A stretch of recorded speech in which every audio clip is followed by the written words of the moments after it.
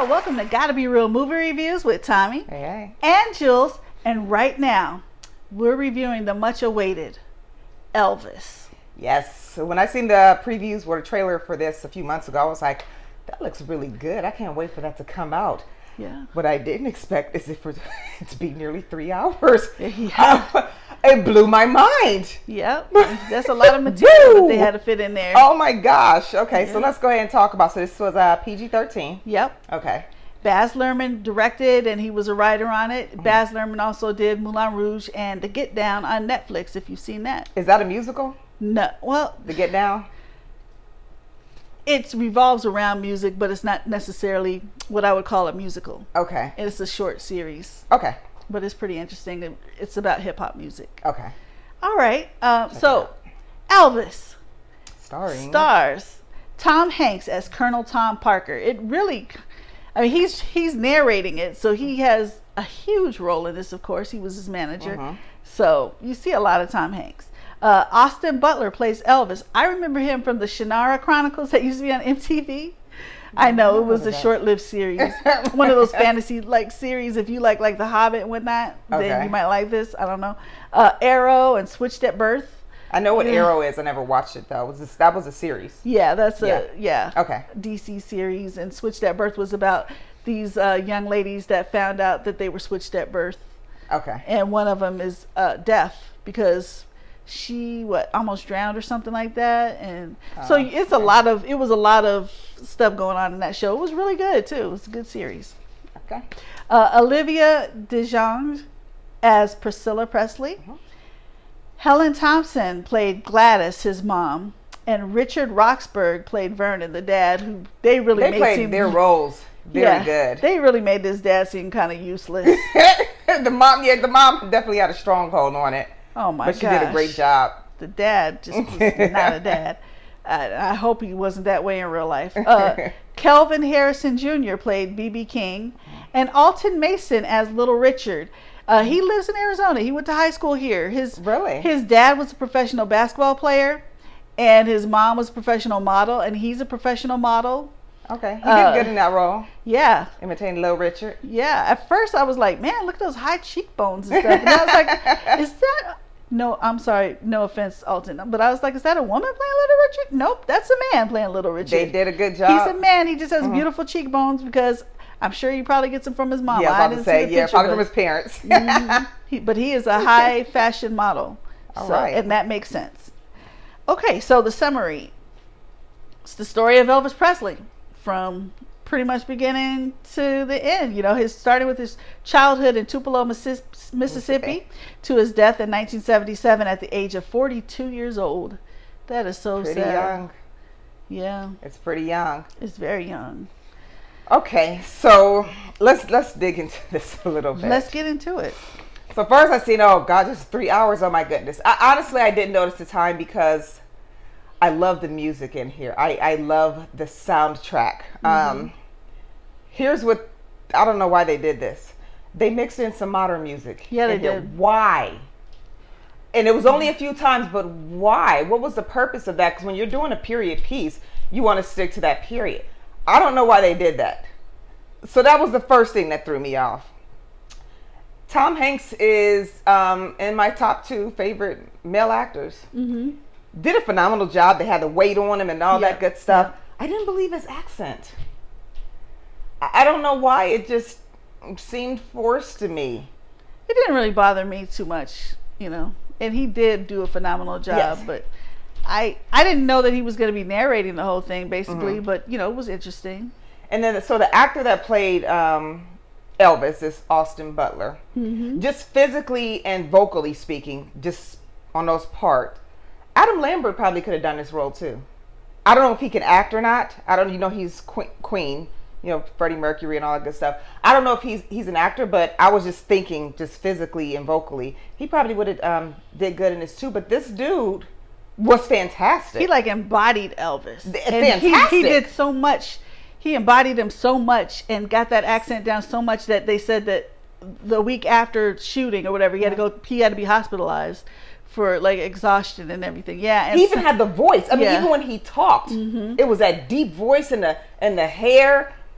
he was obviously perfect for this role. Yeah. Okay. There was a lot in here. I mean, I knew that Elvis Presley stole music, but dang. I mean, and there was no, the people that he stole from were mostly African American, singers. They didn't get any royalties for that. They just took music back then, and nobody could do anything about it. And it was like, I had no idea Hound Dog wasn't his song. Yep. I knew about some of the others, but I'm like, he would go peeping or go to these concerts, whatever he would do, and he would hear that music. Yeah, I think I want to record that. Well, wow, you're not even going to give the original writers or singers nothing. Nope. Look at the times, though. I mean, come on. No, they were not going to give us anything. And what got me too, they wouldn't even let us drink out of the same water fountain. So why would they pay us? Why would they pay us? And it's funny because in this movie, it was always said that he was racist or whatnot. He had a lot of African American friends, so I don't know if they really dug into what is assumed, but they pretty much were going to jail. Listen to this. This is a product of the times. They didn't like his gyrating because they thought it was devil work or whatever to their teenagers, and the girls would go crazy, of course. This is a man who, with all this shaking hips and humping and what's going on?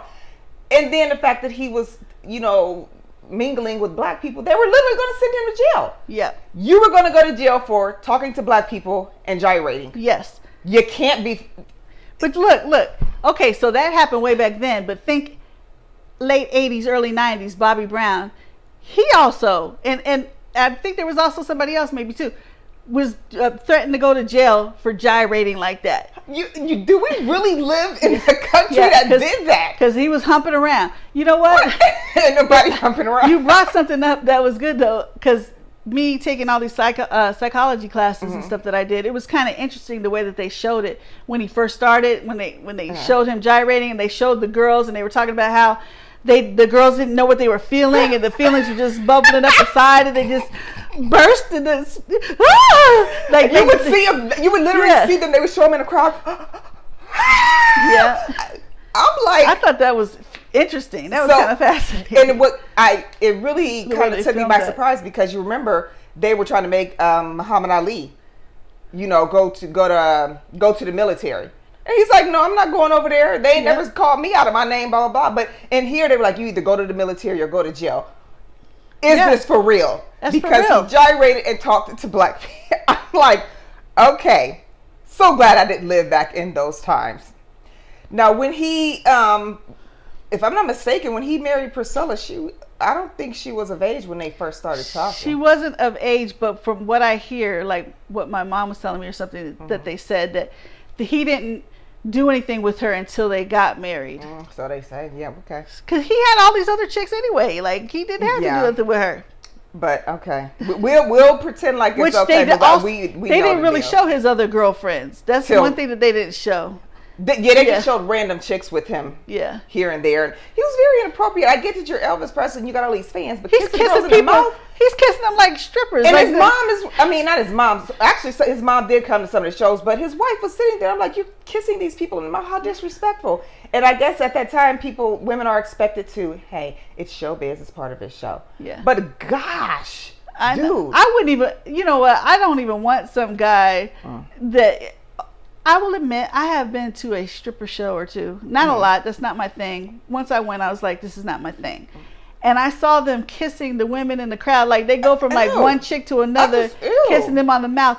I wouldn't want that. And even if you're Elvis Presley, I don't want you doing that. Now, he wasn't just tonguing them down. No, but he was kissing the whole nice. You just kissed her. Now you don't come over to what me. They got. What you don't know where the mouths has been. Like, ew. And it was just disrespectful to his wife, period. Yeah, she's just watching the whole thing go down. Yeah.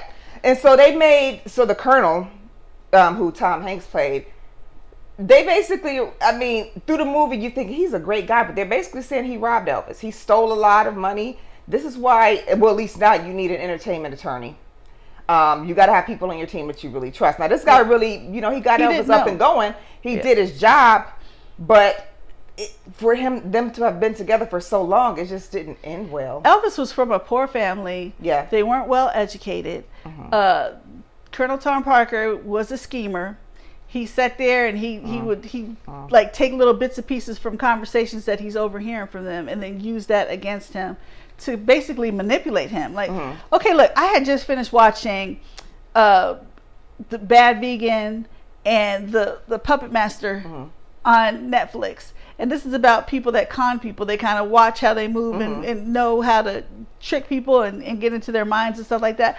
And that's what Colonel Tom Parker reminded me of with Elvis. Like, he was brainwashing him, like making him feel bad, because Colonel Tom Parker had like a shady background. He was an excessive gambler, and he was in debt. And he was here like illegally. He didn't have a passport, so he didn't have a passport, so he couldn't fly overseas. And everybody's telling Elvis, you need to go to Japan, you need to go here, you need to go there. Your people around the world want to see you. Yeah, plus remember, he was trying to cover his gambling debt, so he was trying to keep Elvis there to cover his behind, which... Yeah, but also he couldn't go and keep an eye on him either. He couldn't fly. Like, where did this man just pop up from? Nobody could find anything on him. I'm like, how did this go on for so long? Yeah, so some people are kind of noticing that seems a little odd. Why can't he do that? So Elvis, what did he do? He went somewhere for a little while. I forgot where he went at this point. I'm sorry, I didn't write that down. But his mom got sick and then died. So he uses that against him when Elvis gets this big opportunity to do a worldwide tour. Well, if you go, I'll try to take the place of your mom, and I'm gonna miss you, and your dad's gonna miss you, and we don't know what's gonna happen. And he's like scared because he misses his mom, and now you put in his head that if he goes, you or his dad might die, and you're the closest. He was very close with his mom. Very close. So then he didn't even go. The man could have made even way more money. He could have done bigger things. I mean, he did a lot. He made a lot of money. He just got robbed. Yeah. I mean, when he went to Germany for the military, that's when his mom died. Yeah. And it's like all that money he made. Here's another thing: stars. You cannot have a bunch of yes men on your team. Yeah. Everybody's yes because they want to be around the money. Nobody stopped and said, dude, the drugs is messing you all the way up. And we've seen this with people now.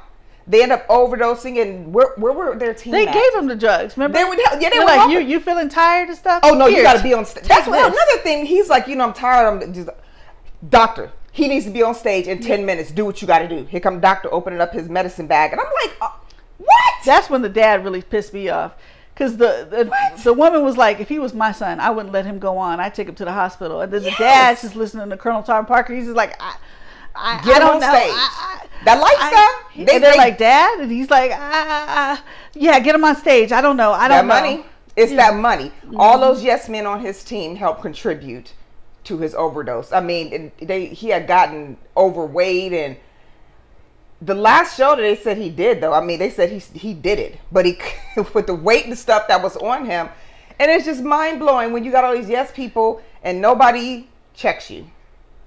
I mean, come on, it's got to stop and be. This is the behind the scenes stuff you don't see. Entertainment is extremely draining. That's why there are several stars that have canceled tours before because of exhaustion, and they're like, we're gonna do something like 16 cities in 16 days. Do you know how much work insanely? First of all, you got to travel. So they probably travel tonight. They leaving that city, going to the next one, and now he's got to perform again. And this is a man who dances. He moves on stage. He dances and sings. I can't imagine the type of exhaustion. Yep. And I understand they start off with little stuff here and there. Well, we need to get him on stage, so I'm gonna give him an upper. Okay, but that stuff starts to become addictive. Yeah. And he just went all out with it. That's all he was doing. And then he's random. Oh my gosh, girl! I heard and I saw a clip of this, but of course they don't show this in the movie. But God bless his soul. Elvis was on stage performing, and he passed gas, and he's just like, "Excuse me." He like half out of it. Yes. Excuse me. Like what? Yeah, some of the times you could tell that he was high, but he never half-assed the show. He did the show. So I enjoyed watching. I didn't even notice that it was almost 3 hours. It seemed like they wanted to make sure they touched on most of the important parts. Yeah. I know right now a lot of people have an issue with it because remember the Public Enemy song? Yeah. Fight the Power? Yeah. There's some lines in there about Elvis and why they didn't like him, and some said he was racist. I don't know. I enjoyed the movie. I enjoyed it. I love the soundtrack. I love the way they show. I like it when they show real clips of the real people. Oh, I love that. I love that.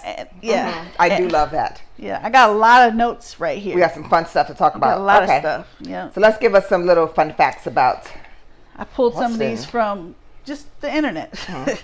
According to EW, Butler's voice is behind every song you hear from Elvis's early life. When Elvis moves to the later periods of the artist's career, Lerman opted to blend Butler and Elvis's voices together. Wow. Okay, and then for his audition tape, Austin Butler originally recorded himself singing Love Me Tender.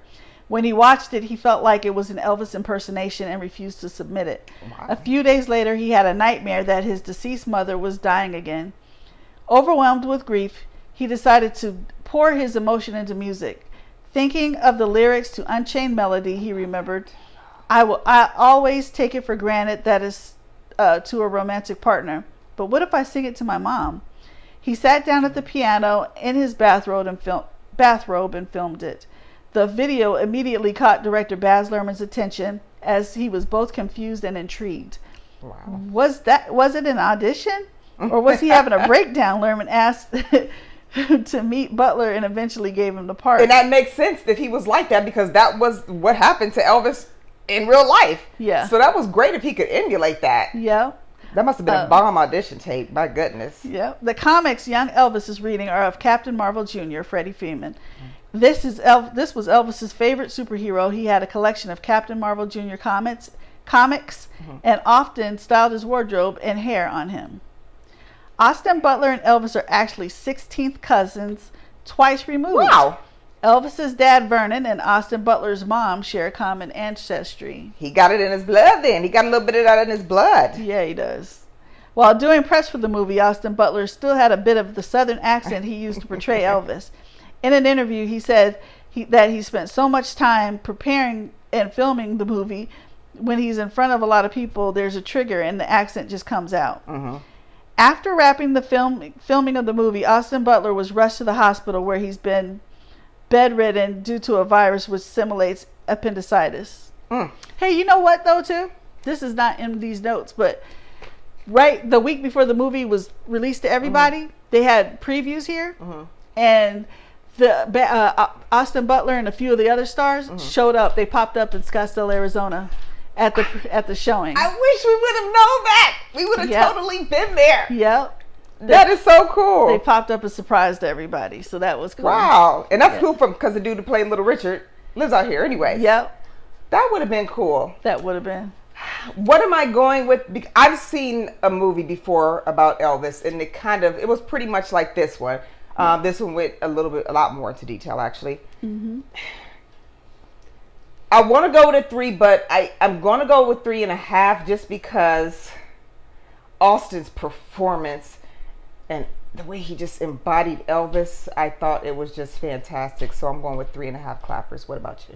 You know, when I came out of the movie, I thought I really liked it a lot and everything, and I was thinking a 4, but I may go, I don't know, it's been a couple weeks now, so now I think I may change that to 3.5 like you. I know it's a strong 3.5. I don't know if it's a 4 as much as I thought when I first came out and I was energized by it and everything, but 3.5 is really good. So yeah. I would recommend go ahead and see this. You wouldn't go wrong whether you go to matinee or full price. I think the movie is worth it. Yeah. I definitely would not wait to see it. I think it's something you should see, especially if you were an Elvis fan or even music. Even music fans. Yeah. Yep. It was very enjoyable. So I recommend go ahead and see it. Yeah.